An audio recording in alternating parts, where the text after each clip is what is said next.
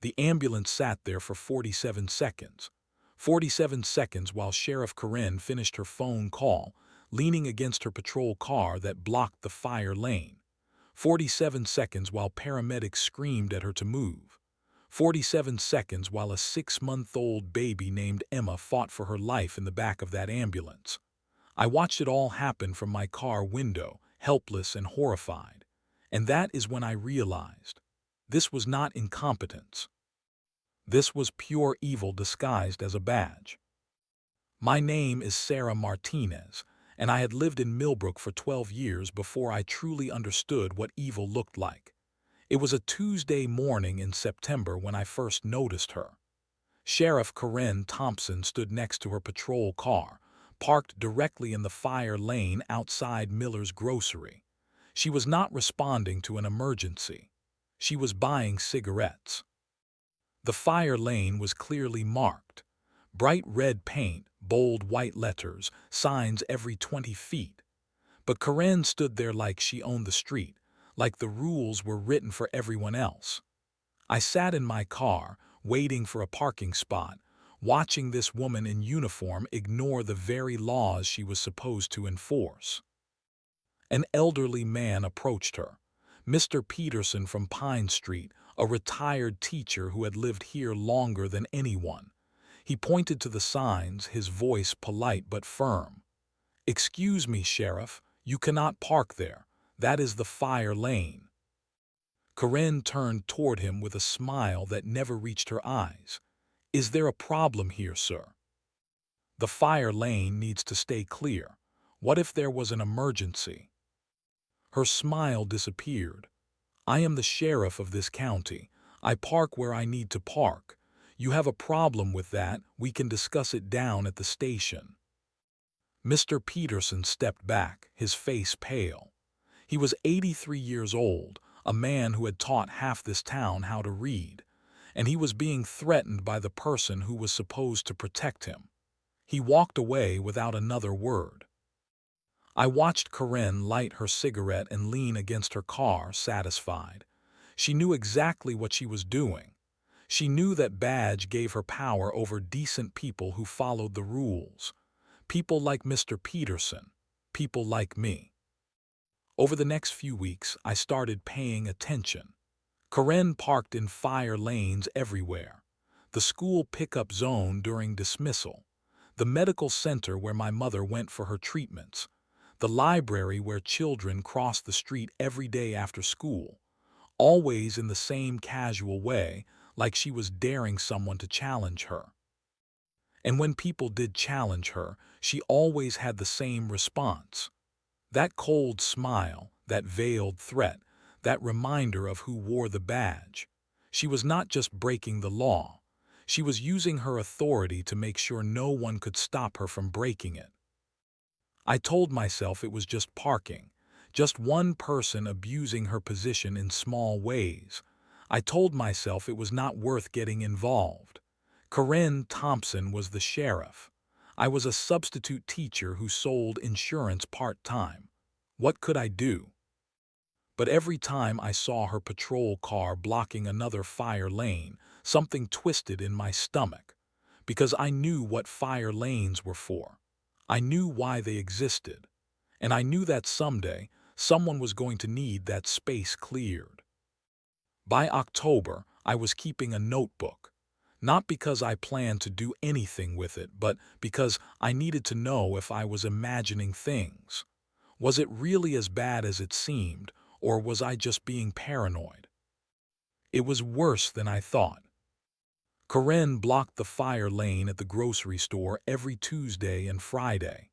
Same time, same spot, same arrogant posture. She parked in the handicapped space at the post office whenever she picked up packages.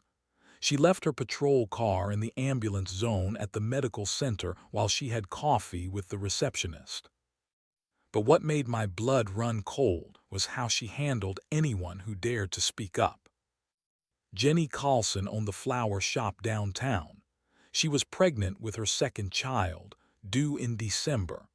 One Thursday afternoon, I watched her approach Karen outside the bank. "Sheriff Thompson, I am sorry to bother you, but your car is blocking the handicapped ramp. My customer uses a wheelchair, and she cannot get to the sidewalk." Karen looked at Jenny like she was something stuck to her shoe. "Your customer can wait 5 minutes. But she is elderly, and it is raining." "Are you telling me how to do my job, Jenny?" The threat in Karen's voice was unmistakable. Jenny's face went white. She was 7 months pregnant, standing in the rain, being intimidated by a sheriff who could not be bothered to move her car 10 feet. "No, ma'am, I am sorry." Jenny walked away, leaving her elderly customer stranded. Karen finished her banking and drove off without acknowledging the woman in the wheelchair, who had been waiting in the rain for 20 minutes. That night, I called my brother-in-law Mike. He was a deputy in the next county over, a good man who had always taken his oath seriously. "Mike, I need to ask you something. What would you do if your sheriff was abusing her authority?" "What kind of abuse? Sarah, what is going on?" I told him about the fire lanes, about the threats, about the way Corinne used her badge to silence anyone who questioned her. Mike was quiet for a long time. "Sarah, that is a serious accusation. You need to be absolutely certain before you make waves. Sheriffs have a lot of power and they protect each other. If you are wrong, and if I am right, then you document everything. Every incident, every witness, every detail. Because you are going to need overwhelming evidence to make anything stick." That was when I realized how deep this went. It was not just Corinne abusing her power. It was a system designed to protect that abuse. Other cops, other officials, other people who would rather look the away than rock the boat. But I kept documenting anyway. Because someone had to. Because those fire lanes existed for a reason, and that reason was life and death. I started carrying a small camera. I took pictures of Corinne's patrol car in fire lanes, handicapped spaces, emergency zones. I wrote down dates, times, witnesses. I recorded her threatening people who tried to hold her accountable. The notebook grew thicker. The pattern became undeniable. Sheriff Corinne Thompson was not just breaking laws. She was terrorizing law-abiding citizens who tried to stop her. And I was the only one keeping track. November 15th started like any other Tuesday.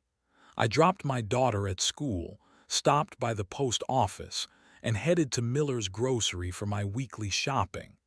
It was 10:47 in the morning when I pulled into the parking lot. Corinne's patrol car was there, of course.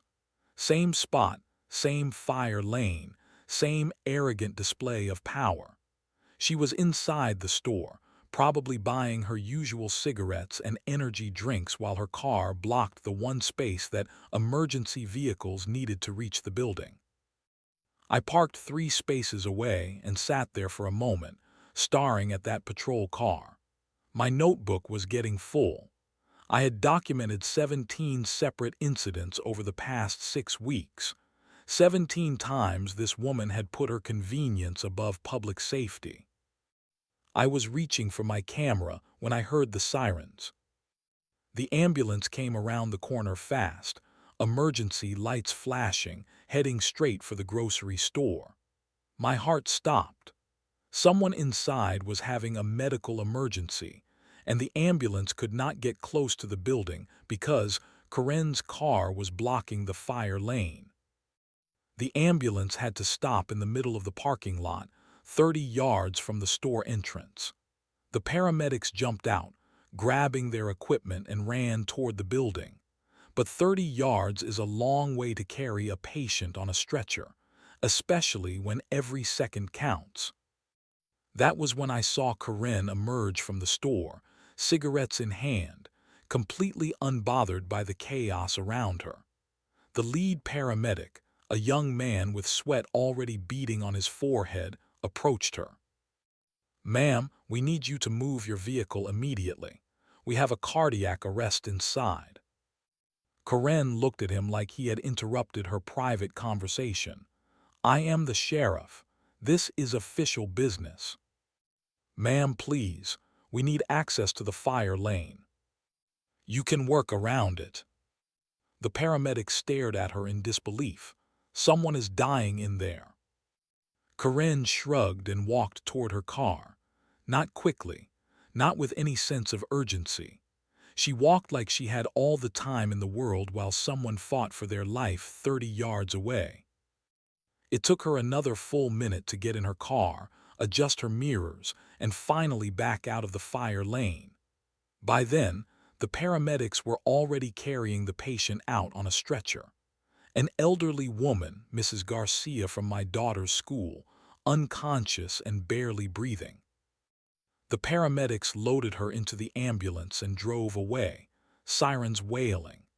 The whole incident had taken 8 minutes longer than it should have because Karen could not be bothered to move her car. I sat in my car, shaking with rage and disbelief. I had just watched a sheriff prioritize her own convenience over a woman's life. I had watched her show complete indifference to human suffering. But that was not the worst part. The worst part came 3 days later when I learned that Mrs. Garcia had died at the hospital. The doctors said she had suffered a massive heart attack, and the delay in getting her medical attention had been critical. Those extra minutes, those precious minutes lost while Karen finished her cigarette run, had cost a woman her life. I went to the funeral. I sat in the back of the church and watched Mrs. Garcia's family grieve. Her husband of 47 years, her 3 children, her 8 grandchildren. All of them wondering why their wife, mother, and grandmother had to die. I knew why. She died because Sheriff Karen Thompson was more concerned with her cigarettes than with human life. She died because one person's abuse of power had finally reached its inevitable conclusion. As I sat in that church, listening to the eulogies, I made a decision. Mrs. Garcia would not die in vain. If the system would not hold Karen accountable, then I would find a way to do it myself. The day after Mrs. Garcia's funeral, I called the sheriff's department to file a formal complaint. I had my notebook, my photographs, my detailed timeline of Karen's violations. I was ready to tell the truth about what I had witnessed. The desk sergeant listened to my story with the expression of someone who had heard it all before. When I finished, he set down his pen and looked at me across the desk. "Ma'am, I understand you are upset about Mrs. Garcia's death. We all are. But Sheriff Thompson was responding to official business that morning. Her vehicle was legally parked." It was not legally parked. It was in the fire lane. According to our records, the sheriff was investigating a potential shoplifting incident. Emergency vehicles have the right to work around temporarily parked official vehicles. I stared at him. There was no shoplifting incident. She was buying cigarettes. "Ma'am, I am going to have to ask you not to make unfounded accusations against a law enforcement officer. That could be considered harassment." The threat was clear. I was being warned to back down, to accept the official version of events, to forget what I had seen with my own eyes. The system was closing ranks around Karen, protecting her from accountability. I left the station feeling sick to my stomach, but I was not done fighting. I contacted the county commissioner, the mayor, the state police. Every time I told my story, I got the same response. Karen was a respected law enforcement officer. I was an outsider making serious accusations without proof. The incident with Mrs. Garcia was a tragedy, but these things happen during medical emergencies. But I had proof. I had photographs. I had witnesses. I had a notebook full of documented violations. Yet somehow none of it mattered. That was when I realized how deep the corruption ran. It was not just Karen abusing her power. It was an entire network of people who benefited from looking the other way. Officials who owed their positions to Karen's support. Businesses that received favorable treatment in exchange for their silence. A community that had been taught to fear challenging authority. The breaking point came when I tried to contact Mrs. Garcia's family. I wanted to tell them what I had witnessed, to give them the information they needed to file a wrongful death lawsuit. But when I called her son Roberto, his response chilled me to the bone. "Mrs. Martinez, I appreciate your concern, but we have been advised not to discuss my mother's death with anyone. The sheriff's department is conducting a thorough investigation." "Roberto, I was there. I saw what happened. Please do not call here again." The line went dead. Later, through a friend of a friend, I learned that the Garcia family had been visited by deputies twice since the funeral. They had been told that pursuing a lawsuit would be difficult and expensive, that they should focus on grieving rather than dwelling on blame. They had been discouraged, intimidated, and ultimately silenced. That night, I sat at my kitchen table with my notebook open in front of me. 17 documented incidents of Karen abusing her power, one dead woman, and a system that was determined to cover it all up. My husband found me there at midnight, still staring at those pages. "Sarah, maybe it is time to let this go. You have tried everything. She killed that woman, David, as surely as if she had pulled a trigger.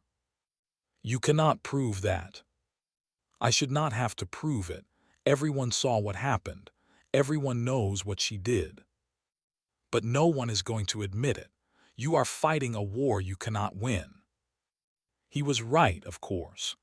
I was one person going up against an entire corrupt system. But as I looked at Mrs. Garcia's name written in my notebook, I realized something important. Some wars are worth fighting even when you cannot win them.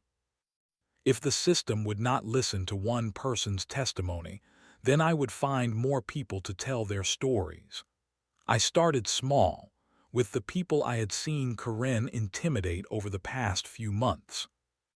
Mr. Peterson, the retired teacher, was reluctant to talk at first, but when I showed him my notebook, his eyes widened with recognition.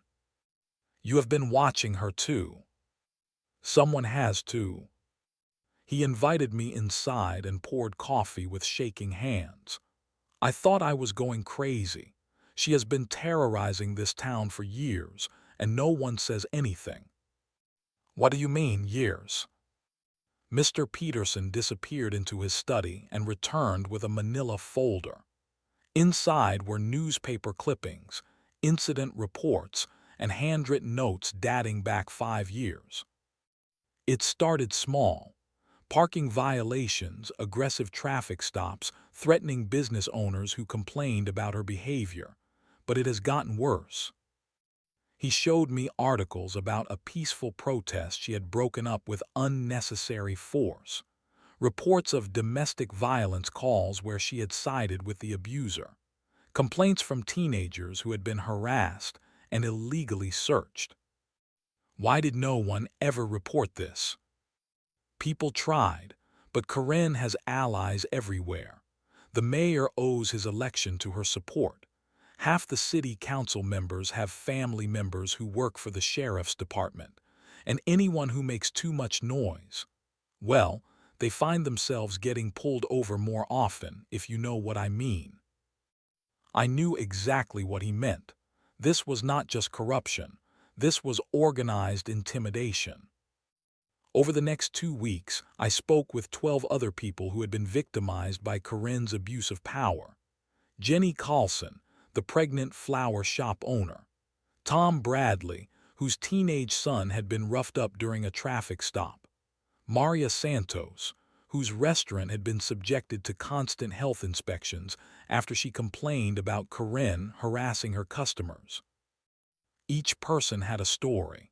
Each story followed the same pattern.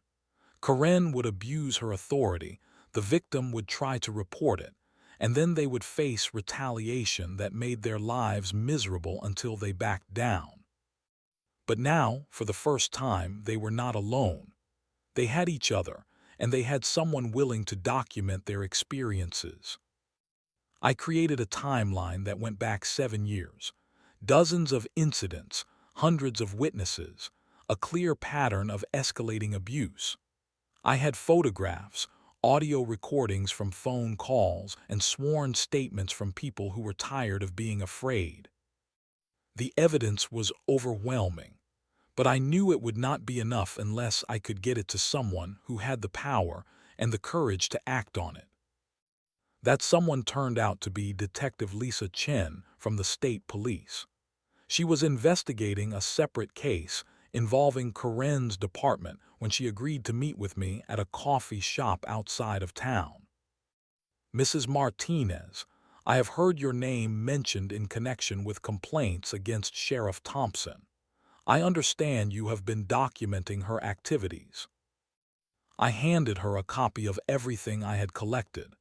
It took her 20 minutes to read through it, and her expression grew darker with each page. This is extensive, and it corroborates information we have gathered independently. What kind of information? I cannot share details of an ongoing investigation, but I can tell you that you are not the only person who has noticed Sheriff Thompson's behavior. For the first time in months, I felt hope. The state police were already investigating Karen. My evidence could be the missing piece they needed to build a case. But Detective Chen's next words brought me back to reality. Mrs. Martinez, you need to be very careful. If Sheriff Thompson discovers what you have been doing, she will view you as a threat. And based on what I have seen, she does not handle threats well. Are you telling me to stop? I am telling you to watch your back. People who cross Karen Thompson have a tendency to find themselves in serious trouble. The monthly town hall meeting was usually attended by 12 people on a good night. But on January 15th, every seat in the community center was filled. Word had spread through the network of people I had been talking to, and they had told their friends, who had told their families. I sat in the front row with my folder of evidence, my heart pounding so hard I was sure everyone could hear it. I had requested time to address the council about public safety concerns. They had given me 5 minutes. Karen was there, of course. She sat in the back corner, her uniform crisp and her expression confident. She looked like someone who owned the room, who had nothing to fear from a substitute teacher with a folder full of complaints. Mayor Hendricks called the meeting to order and worked through the usual business. Budgets, permits, road repairs. The mundane business of small-town government. Finally, he looked at his agenda and called my name. Sarah Martinez has requested time to address the council regarding public safety. Mrs. Martinez, you have 5 minutes. I stood up on shaking legs and walked to the podium. Looking out at the crowd, I saw faces I recognized. Mr. Peterson, Jenny Carlson, Tom Bradley, Maria Santos. All the people whose stories I had collected. All the people who had been silenced and intimidated. My name is Sarah Martinez, and I am here to talk about the death of Elena Garcia. A murmur went through the crowd. In the back corner, Karen's confident expression faltered slightly. On November 15th, Mrs. Garcia suffered a heart attack at Miller's Grocery. She died 3 days later at the hospital. The paramedics who responded to save her life were delayed by 8 critical minutes because Sheriff Thompson's patrol car was blocking the fire lane. That is enough. Karen's voice cut through the room like a blade. This woman has been harassing my department for months with false accusations. I turned to face her. Are you saying you were not parked in the fire lane that morning? I was responding to official business. Buying cigarettes is official business. The room erupted. People started talking over each other, some supporting me, others defending Karen. Mayor Hendricks banged his gavel repeatedly, trying to restore order. Mrs. Martinez, you need to be very careful about making accusations you cannot prove. I opened my folder and pulled out a photograph. Karen's patrol car, clearly visible in the fire lane, with a timestamp showing 10:47 a.m. on November 15th. I can prove it. The room went silent. I continued, my voice growing stronger with each word. This is not about one incident. This is about a pattern of abuse that has been going on for years. Sheriff Thompson has been using her badge to intimidate citizens, to park wherever she wants, and to silence anyone who tries to hold her accountable. I pulled out more photographs, more documentation, more evidence. The crowd watched in stunned silence as I laid out case after case of Karen's misconduct. Elena Garcia died because one person decided that her convenience was more important than public safety. But Mrs. Garcia is not the only victim here. Every person in this room has seen Sheriff Thompson abuse her power. The only difference is that this time, someone documented it. Karen stood up, her face red with anger. This is a witch hunt. This woman has a personal vendetta against me. My personal vendetta is against corruption and abuse of power. You have no idea what real police work looks like. You sit in your car taking pictures like some kind of stalker. I take pictures because no one else will hold you accountable. The confrontation was electric. Two women, face to face, representing everything that was wrong and right with how power should be used.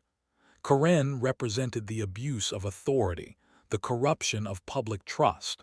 I represented the citizens who refused to be silenced. Mayor Hendricks finally regained control of the room. This is not the appropriate venue for these kinds of accusations. If Mrs. Martinez has concerns about law enforcement conduct, there are proper channels for filing complaints. I tried the proper channels. They told me to be quiet and stop making trouble. That is not true, Karen said. Then, why is your department still investigating a shoplifting incident that never happened? Karen's face went pale. She had been caught in a lie in front of the entire town. The meeting ended in chaos, with people arguing in the parking lot until nearly midnight. But something had changed. The secret was out. Karen's abuse of power was no longer something that happened in the shadows. It was now a matter of public record. The video went viral overnight. Someone had recorded my presentation at the town hall meeting and posted it online with the title "Substitute Teacher Exposes Corrupt Sheriff." Within 24 hours, it had been viewed 50,000 times. Within a week, that number reached 500,000. Suddenly, everyone wanted to talk to me. Local news stations, regional newspapers, even a producer from a true crime podcast. The story of Sheriff Karen Thompson and her abuse of power had captured national attention. But fame came with a price. 2 days after the video was posted, I was pulled over on my way to work. The deputy who approached my car was polite but firm. "Ma'am, we received a report that your vehicle was seen leaving the scene of a hit-and-run accident yesterday evening." "That is impossible. I was home with my family last night."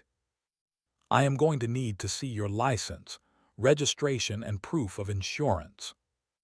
He kept me on the side of the road for 45 minutes, running checks on my vehicle, searching for any excuse to write a citation. Finally, he handed back my documents with a warning about driving more carefully in the future.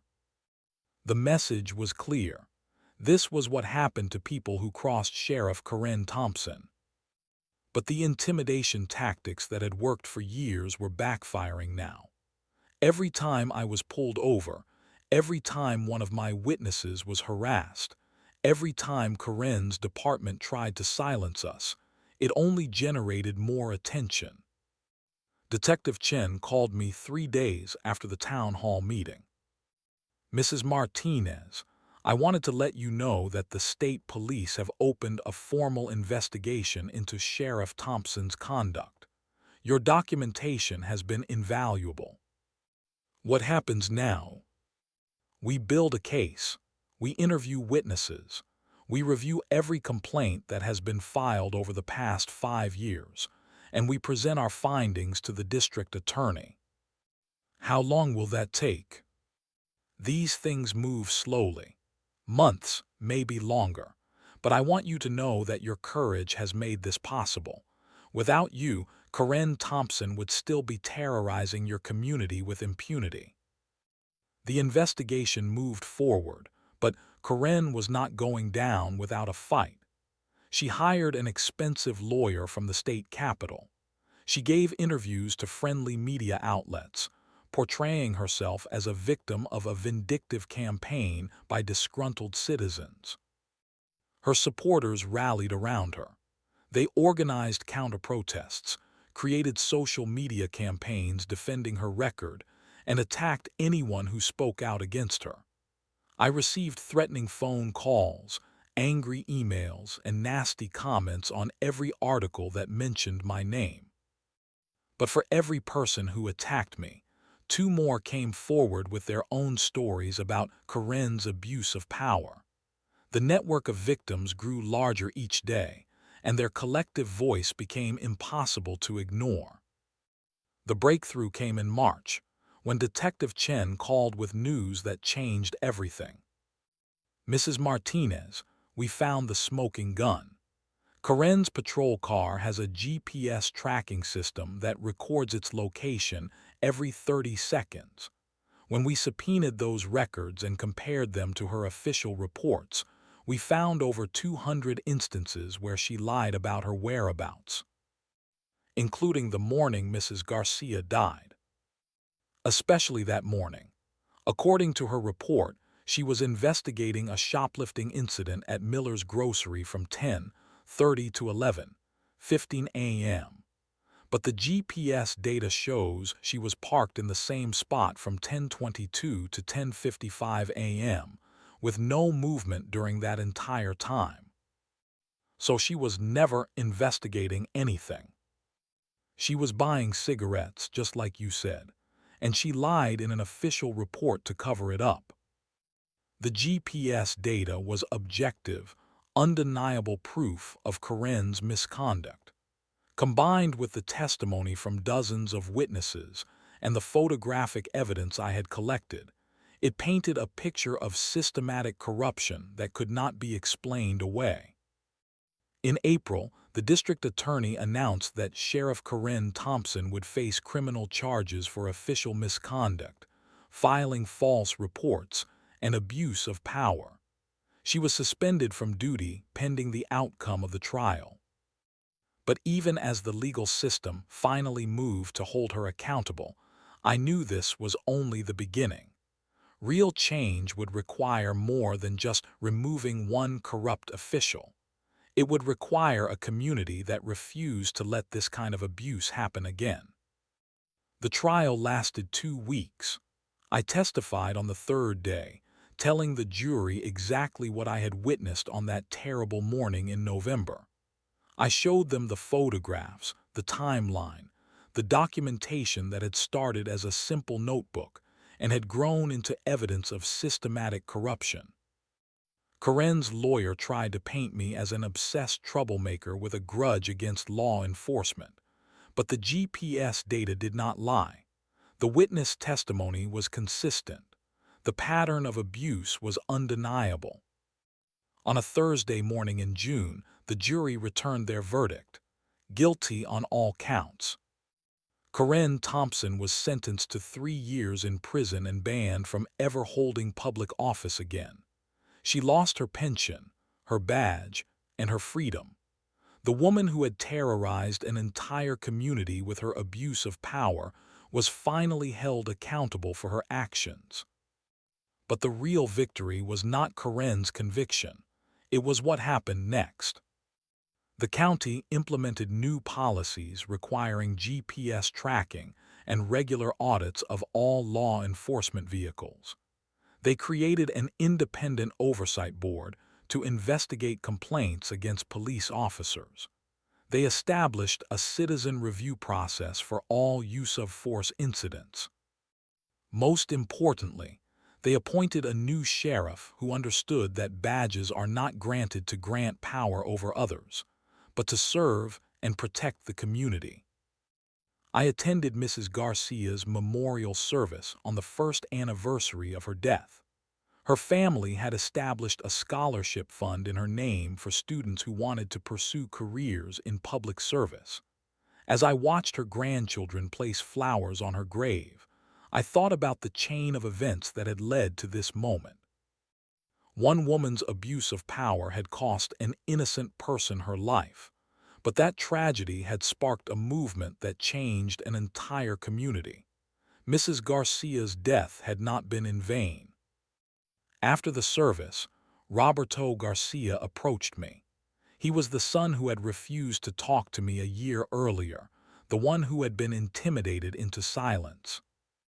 "Mrs. Martinez, I owe you an apology, and I owe you a debt of gratitude." "You do not owe me anything." "Yes, I do. You fought for my mother when her own family was too scared to do it. You made sure her death meant something." He was right. Her death had meant something. It had meant the end of Karen Thompson's reign of terror. It had meant justice for dozens of victims who had been silenced and intimidated.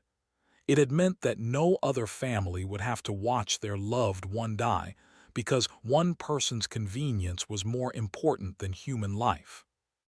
But the most important change was not in the laws or policies or procedures. It was in the people themselves. The citizens of Millbrook had learned that they did not have to accept abuse from those in power. They had learned that one person with courage could make a difference, and that many people with courage could change the world. I still live in Millbrook. I still substitute teach and sell insurance part-time. But I also serve on the Citizen Oversight Board that reviews police conduct. I attend every town hall meeting. I keep my camera ready and my notebook handy because vigilance is the price of freedom. Karen Thompson's patrol car no longer blocks fire lanes. But somewhere in some other town, another corrupt official is abusing their power and terrorizing decent people. Another citizen is watching, taking notes, and wondering if they have the courage to speak up. To those people, I have this message: you are not alone, you are not powerless, and you do not have to accept abuse from those who are supposed to serve you. Sometimes the system fails. Sometimes the proper channels are corrupted. Sometimes the people who are supposed to protect us are the ones we need protection from. But sometimes, one person with a notebook and a camera can change everything. Mrs. Garcia, this one was for you.